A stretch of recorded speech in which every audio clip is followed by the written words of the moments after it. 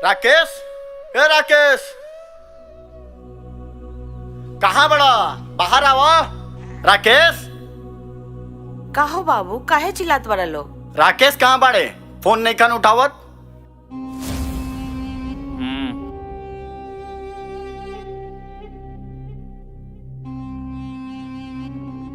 मुन्ना भैया प्रणाम। प्रणाम प्रणाम छोड़ा, ये बतावा फोन का नहीं उठावत। आई बैठी बताओ तनी। बैठावा बैठावा मत, ब्याज द। असहू तो और 7 दिन लेट हो गइल बा। ए बाबू, ए महीना भर रुक जा, अगले महीना में कहीं से तोहार पैसा दे दे। राकेश, पैसा वैसा ना बता, साफ साफ बोल द। मेरा रुअन के बीच में मत लावा। माई तू अंदर जो। भैया चुप। गोपला, ये मोटरसाइकिल कितना में बेचाई रे? मलिकार 35 में तो बेकार ना बा। राकेश से 40,000 ब्याज लेवे के बा। 5,000 कैसे ले आई रे? जे पैसा देवेला उ लेवे हूँ जानेला। डॉक्टर, राकेश के शरीर से इतना खून निकालला कि वो जिंदा रहस। अब बोला वो खून के कीमत का देबा? नहीं, हमरे शरीर से जितना खून चाहे रोगवा ले ली, लेकिन हमरा बाबू के छोड़ दी। ए चाची, जितना चादर रहे उतने पैर फैलावे के चाहिए।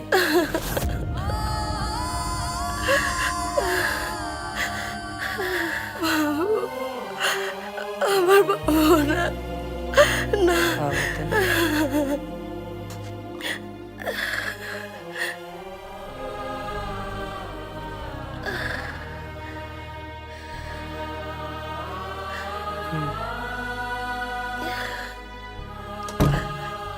तरो अभी बाकी है का हो? तब का माई, हमरा घर परिवार के मान सम्मान खाती अगर हमरा चमड़ी के भी जूती बनावे के पड़ी तो हम वो का दे। ई तो खाली खून मांगत।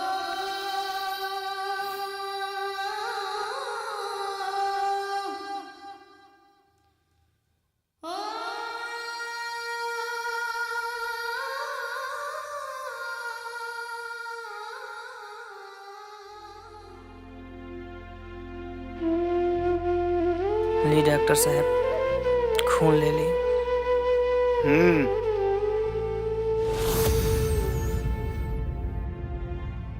1 यूनिट निकाल लेत बानी, 5,000 ले ली है। अरे तू 1.5 निकाल ला, लेकिन हमनी के 5 दे दा कि हिसाब क्लियर रहो।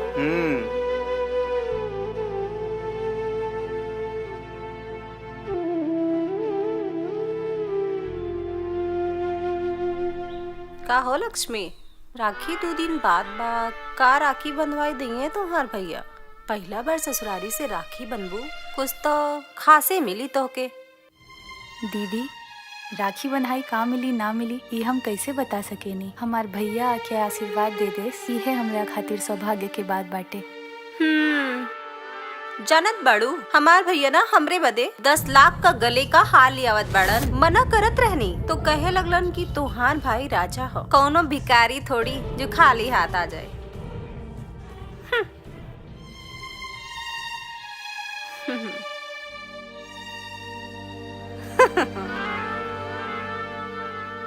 राकेश, रुक जा, भैया के देता नहीं। ए बेटा राकेश, ला देखा लक्ष्मी फोन कैले बिया, का कह दिया?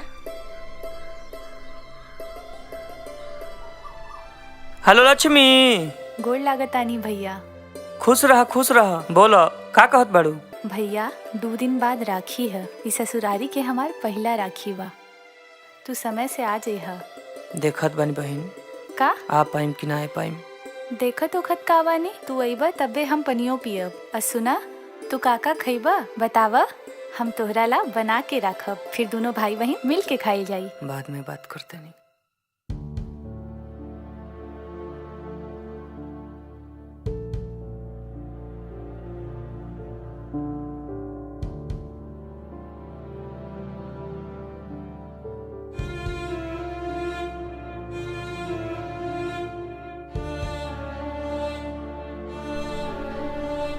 का हो, का बात बा?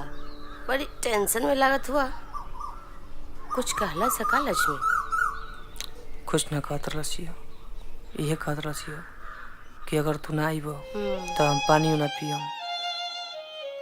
तो का भइल, चल जा। कैसे चल जाए?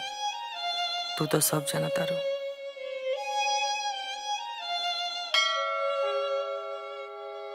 हे भगवान, हमके तो सब पता बा कि भैया कौन परिस्थिति से गुजरत बाड़ी।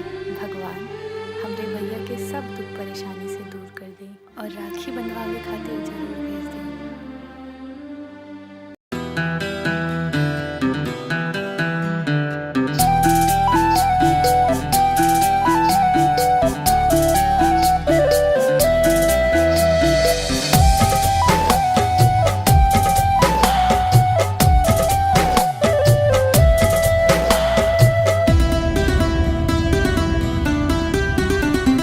कैसे में तोरा घरे आई रे बाबुनिया, कहते हम राखी के बन्हाई रे बाबुनिया।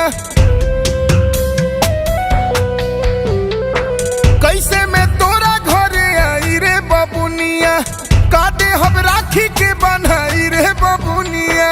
शादी के तोरा अभी भरतानी कर जा, खाली जे आएम तही नाई करी दुनिया। अपने कमैया के दहेज दिहला सुखवा, घर भेज दिहला कमी, अब तो कुछ नहीं हो।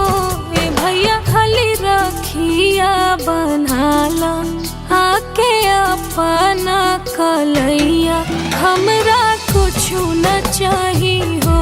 ए भैया खाली रखिया बनाला, आके अपना कलैया, हमरा कुछ न चाही हो।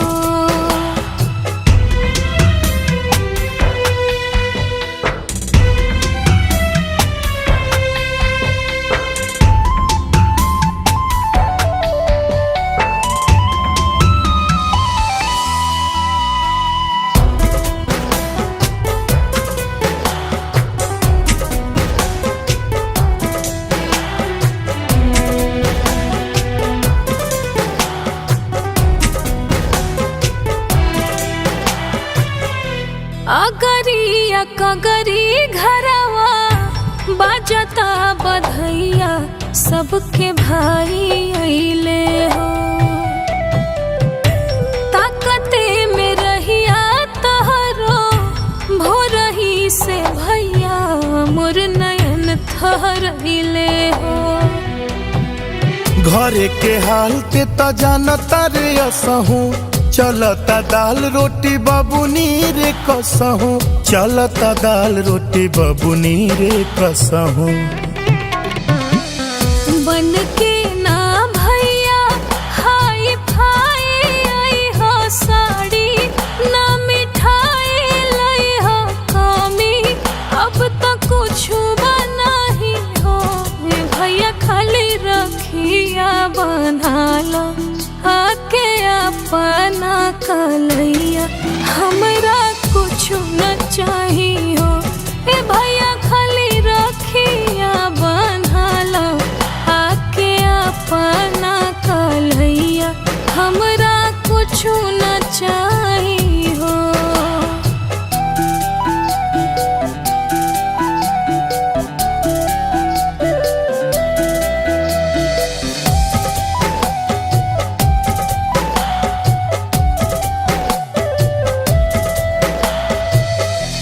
बचपन से लेके अब ले कब होई बंधन, भैया टूटल नहीं खे हो। बाहरों में रहला तब हूँ, कब होई रखिया, भैया छूटल नहीं खे हो। तोरा से आके हम रखिया बनाइब, रहे दे एह बेरी आगे साल आइब, रहे दे एह बेरी आगे साल आइब। तहरे ला भैया हमहु भूखल बानी, भोरा ही से रुकल बानी,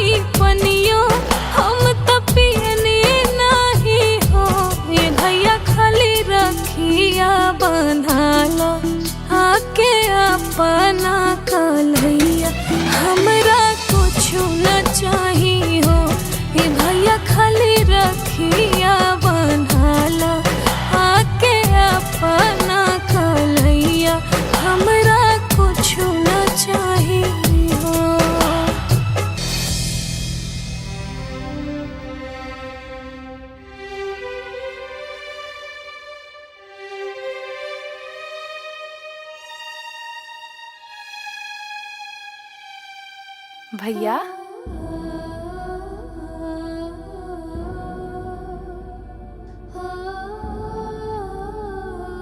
गोड़ लागतानी भैया। भैया रह दे।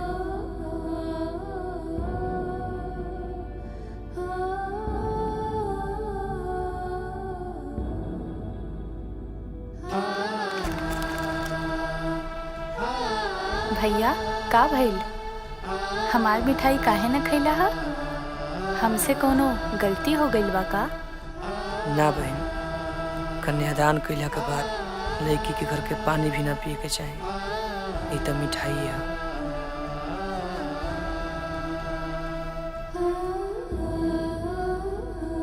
खुश रहो।